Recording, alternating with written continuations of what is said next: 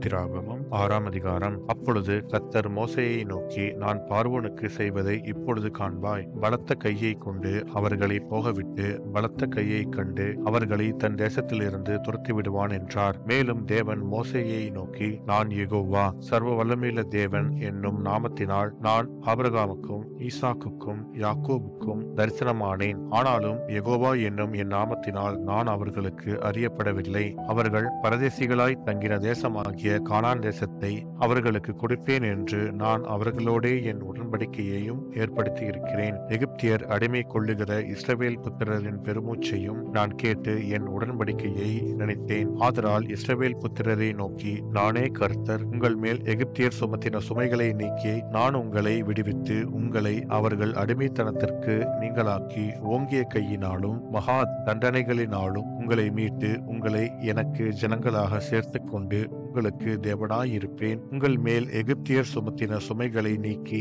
உங்களை விடுவிக்கிற உங்கள் தேவனாகிய கர்த்தர் நான் என்று அறிவீர்கள். ஆபிரகாமுக்கும் ஈசாக்குக்கும் யாக்கோபுக்கும் கொடுப்பேன் என்று நான் ஆணையிட்ட தேசத்தில் உங்களை கொண்டு போய் அதை உங்களுக்கு சுதந்திரமாக கொடுப்பேன். நான் கர்த்தர் என்று அவர்களுக்கு சொல் என்றார்.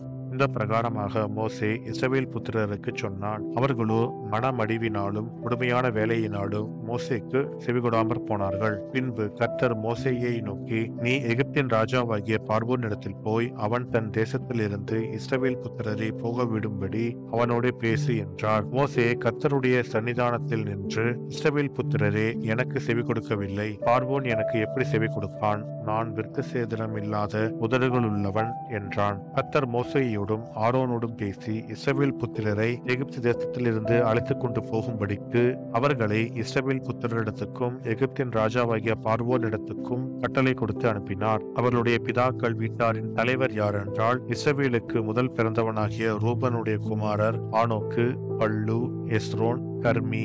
இவர்கள் ரூபனுடைய வம்சங்களின் தலைவர். சிமியோனின் குமாரர் எமுவேல், யாமீன், ஓகாத், யாகீன், சோகார். கானானிய ஸ்திரீயின் குமாரனாகிய சவுல். சிமியோனுடைய வம்சங்களின் தலைவர் இவர்களே. உற்பத்தி கிரமப்படி பிறந்த லேவியின் குமாரருடைய நாமங்களாவன கெர்சோன், கோகாத், மெராரி என்பவைகள். லேவி 137 வருஷம் உயிரோடு இருந்தான். அவர் வம்சங்களின்படி பிறந்த கெர்சோனின் குமாரர் லிப்னி, சிமேயி என்பவர்கள். கோகாத்தின் குமாரர் அம்ராம், இத்சேயார், எப்ரோன், ஊசியேல் என்பவர்கள். கோகாத் 133 வருஷம் உயிரோடு இருந்தான். மெராரியின் குமாரர் மகேலி, மூசி என்பவர்கள். அவர் சந்ததியின்படி லேவியினுடைய வம்சங்களின் தலைவர் இவர்களே. அம்ராம் தன் அத்தையாகிய யோகேபேத்தை விவாகம் பண்ணினான். அவள் அவனுக்கு ஆரோனையும் மோசேயையும் பெற்றாள். அம்ராம் 137 வருஷம் உயிரோடு இருந்தான்.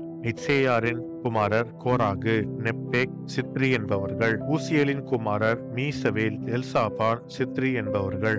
ஆரோன் அம்மினதாபின் குமாரத்தியும் நகசோனின் சகோதரியுமாகிய எலிசாபாலை விவாகம் பண்ணினான்.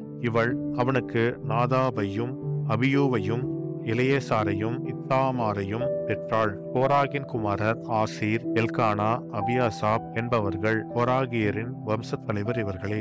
ஆரோனின் குமாரனாகிய இளையசார் பூத்தியேலுடைய குமாரத்திகளில் ஒருத்தியை விவாகம் பண்ணினான்.